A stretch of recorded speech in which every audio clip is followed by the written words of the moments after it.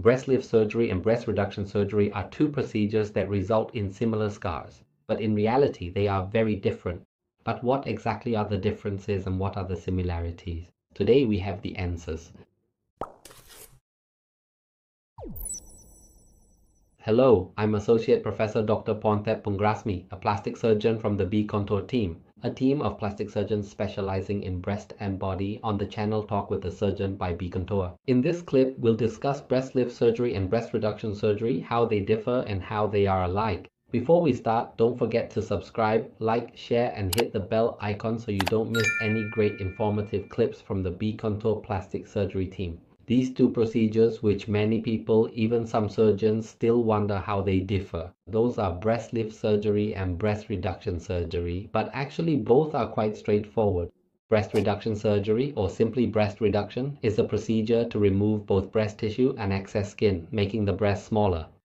It reshapes them to look beautiful and includes adjusting the position of the nipple and areola to a more suitable location. But breast lift surgery, or a breast lift, is the lifting of sagging breasts back to a more aesthetically pleasing position. Primarily, it involves removing excess skin and sagging breast tissue, as well as repositioning the nipple and areola to a proper spot. Patients who come for consultation also differ. Those seeking breast reduction can be of any age, from teenagers and young women to those post-menopause. These causes are mostly due to genetics or can result from hormonal changes. Most patients come in with issues like back pain, neck pain, shoulder pain, and there might be fungal infections under the breast fold caused by moisture in that area. After undergoing breast reduction surgery, these various symptoms will improve, including reducing the breast size to be more proportionate to the patient's body, which makes most patients feel much more confident. They don't feel like everyone is constantly staring at their chest. Additionally, their posture improves as they no longer have to slouch or lean forward to hide their large breasts anymore.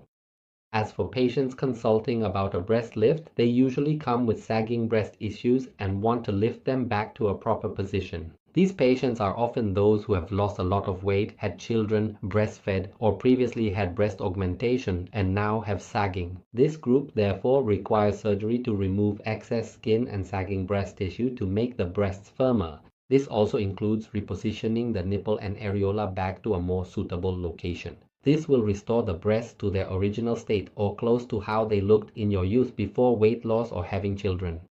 Additionally, for those undergoing a breast lift who want more volume or larger breasts, silicone implants can be inserted at the same time. However, the chosen silicone size must not be too large, because breast augmentation surgery causes the skin and breast tissue to stretch out. If we use implants that are too large, it might stretch the skin and tissue too much, making it impossible to lift and adjust the position of the nipple and areola. As for the techniques and concepts of the surgery, both breast reduction and breast lift are different. However, the surgical scars visible from the outside might look similar. There's the periareolar type called a donut, the lollipop-shaped scar, and the anchor-shaped one called an inverted T.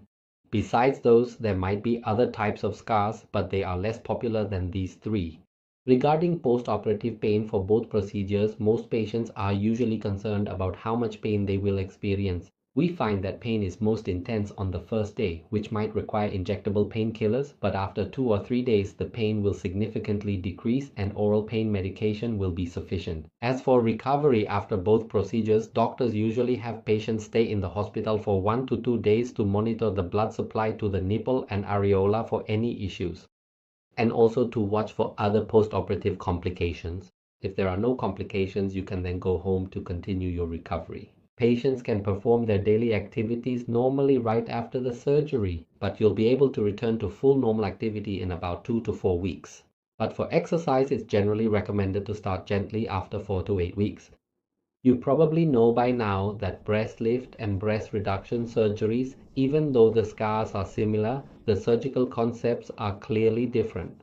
Both surgeries have different surgical objectives. Patients come with different symptoms, have different needs, and are even different groups of people. But after the surgery, the pain, recovery, and complications are quite similar. For anyone looking for information or knowledge about cosmetic surgery, breast augmentation, or breast lifts, breast reduction, breast revision, tummy tuck, arm lift, thigh lift, or liposuction, Don't forget to subscribe, like, and hit the bell icon so you don't miss any great informative clips from the BeContour Plastic Surgery team. Please follow the BeContour Plastic Surgery page by Pornthep Poongrasmi and our website becontour.com. If you have any questions, feel free to ask or leave a comment. Goodbye.